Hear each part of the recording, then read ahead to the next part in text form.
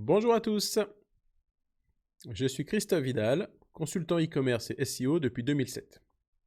Bienvenue dans cette nouvelle vidéo de la série concernant les astuces simples à mettre en place mais qui fonctionnent réellement. Aujourd'hui, on va parler d'optimisation de contenu. Comment rendre notre contenu attrayant et surtout comment faire mentir la statistique qui veut que seuls 30% des lecteurs iront jusqu'au terme de notre contenu. Voici quelques astuces pratiques, très simples à mettre en place et qui fonctionnent réellement. La première astuce, c'est d'utiliser une des caractéristiques de notre cerveau. On va poser des questions. On va truffer notre article, notre contenu de questions. Notre cerveau, il est câblé comme ça. Quand on lui pose une question, naturellement, il veut découvrir la réponse. Et donc, en rajoutant des questions dans notre contenu, on va amener l'internaute à lire petit à petit une plus grande partie de notre contenu. Et le fait d'amener des questions, ça va aussi nous permettre de faire plaisir à Google. Google adore les questions. Google, c'est un moteur de réponse aujourd'hui plus qu'un moteur de recherche. Et il va pouvoir comme ça s'accrocher sur ces questions-là pour venir bien indexer votre page dans les résultats de recherche, voire même pourquoi pas la faire passer dans les fameuses positions 0 où on répond à des questions. Et ça va avoir un impact positif aussi pour la recherche vocale, puisque quand on va poser une question, je viens de le dire, quand on va faire une recherche sur son téléphone, on va poser une question. Quel est le meilleur moyen d'optimiser son contenu, etc., etc. Première astuce, posons des questions. La deuxième astuce, ça va être d'oublier la façon académique que nous connaissons de créer du contenu. Jusqu'à présent, on a l'habitude d'avancer dans le contenu pour garder ce qu'il y a de plus important pour la fin. Eh bien, quand on rédige pour le web, c'est exactement l'inverse. Et pour deux raisons. La première raison, on l'a vu, seuls 30% des gens vont aller au bout de notre contenu. Donc, allez, on y va, on balance le plus important tout de suite. Il faut que l'information passe. On doit la donner tout de suite pour être sûr que l'internaute va la voir et qu'il ne passera pas à côté. Et deuxième raison, c'est que de la même manière, Google va donner plus d'importance au contenu qui se trouve en haut de la page. Donc, dès le chapeau, on va donner un maximum d'infos, un maximum de mots-clés, un maximum d'éléments sur la thématique.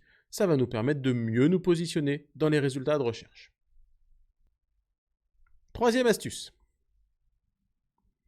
La troisième astuce, ça va être d'utiliser dans notre contenu ce qu'on appelle des power words. C'est le mot qu'utilisent les copywriters et les marketeurs. Qu'est-ce que c'est les power words, les mots puissants? Ce sont des mots qui vont avoir un impact émotionnel et psychologique sur notre cerveau. Si on vient agrémenter notre contenu de mots puissants et entourer nos boutons d'appel à l'action, les fameux call to action de ces mots puissants, on va pouvoir augmenter de 15 ou 20% le taux de conversion, le taux de clic sur les boutons de call to action. Alors qu'est-ce que c'est que ces mots de conversion? Ces mots puissants. Vous pouvez chercher sur Internet, vous en trouverez plein. C'est ces fameux mots qu'on connaît tous, les mots comme exceptionnel, étonnant, gratuit, secret, etc., etc. Tous ces mots qui vont avoir un impact psychologique et émotionnel sur nous et qui vont nous emmener dans une situation un petit peu de, un petit peu d'attente, un petit peu d'envie. C'est ces mots-là qui vont créer l'envie, le besoin de cliquer. Quatrième astuce. La quatrième astuce, elle va aller peut-être à l'encontre de ce qu'on se dit souvent. Aujourd'hui, sur Internet, on nous dit « faites 2000 mots pour être positionné à la première position de Google ». C'est très bien, mais si on fait 2000 mots de remplissage qui ne servent à rien, ça n'a aucun intérêt. Donc moi, je vais vous dire de réduire votre nombre de mots. Et pas de le réduire artificiellement, mais de le réduire en limitant au maximum aux mots-clés importants, aux mots-clés puissants dont on vient de parler avant.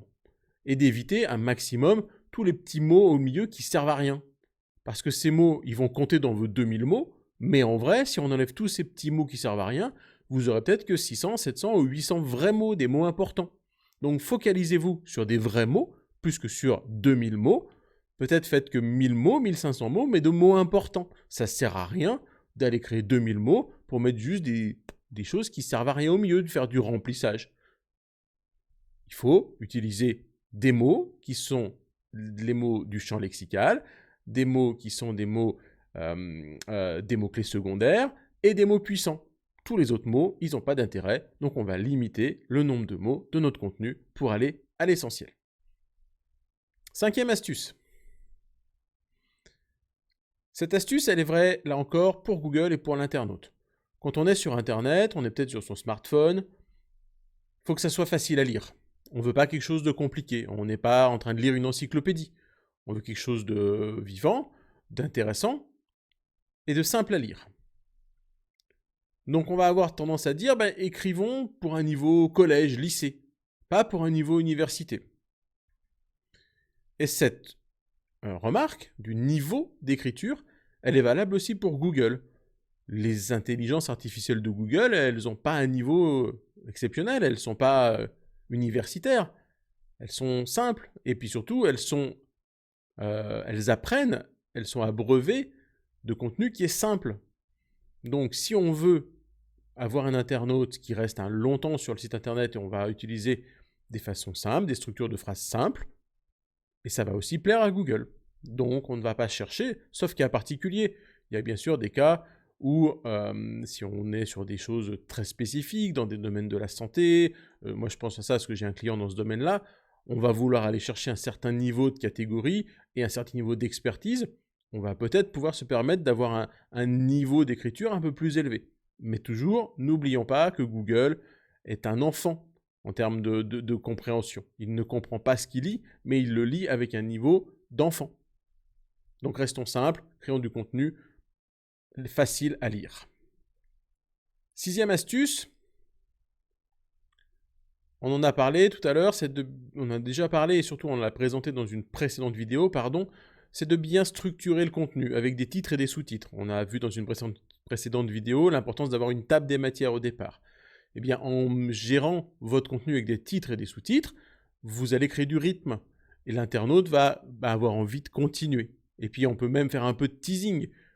Lancer un truc, dans cet article, on va vous donner les éléments secrets, etc. etc. C'est important, ça fonctionne bien. Allez, une toute dernière astuce. Moi, il y a un truc que j'aime pas quand je lis sur Internet, c'est de voir des fautes d'orthographe. Je pense que vous êtes pareil, c'est désagréable de voir un contenu qui n'est pas en français, qui est mal orthographié, qui a des problèmes de ponctuation. Alors j'ai une astuce toute simple pour ça. Vous utilisez le logiciel Antidote. C'est un logiciel de correction grammaticale et orthographique qui fonctionne super bien. Ça coûte entre 100 et 150 €. C'est pas très cher. Vous pouvez vérifier tous vos contenus avant de les publier et vous êtes sûr de ne pas laisser de faute d'orthographe, d'avoir une ponctuation qui est parfaite et un contenu de qualité. Allez, on résume. Première astuce, on pose des questions. Deuxième astuce, on donne tout de suite l'information la plus importante dès le départ. Troisième astuce, on utilise des mots-clés puissants, des mots qui vont amener de l'émotion et qui vont nous pousser à plus convertir. Quatrième astuce, on va réduire le nombre de mots. On ne va pas faire du contenu dans l'objectif de faire 2000 mots et de faire du remplissage avec des tas de petits mots qui ne servent à rien. On se focalise sur les mots-clés principaux, secondaires et les mots puissants, les power words. Cinquième astuce, on rédige avec un niveau simple à lire, simple à comprendre. Sixième astuce, on vient faire des paragraphes avec des titres et des sous-titres pour rythmer la lecture. Et septième astuce, on s'assure de corriger toutes les fautes d'orthographe en utilisant un logiciel comme Antidote. Voilà, avec tout ça, vous avez de quoi créer un bon contenu et avoir la chance de venir faire mentir la statistique et faire en sorte que vos internautes aillent le plus loin possible dans la lecture. Allez, à très vite pour une prochaine astuce SEO simple à mettre en place et qui fonctionne pour de vrai. Ciao, ciao!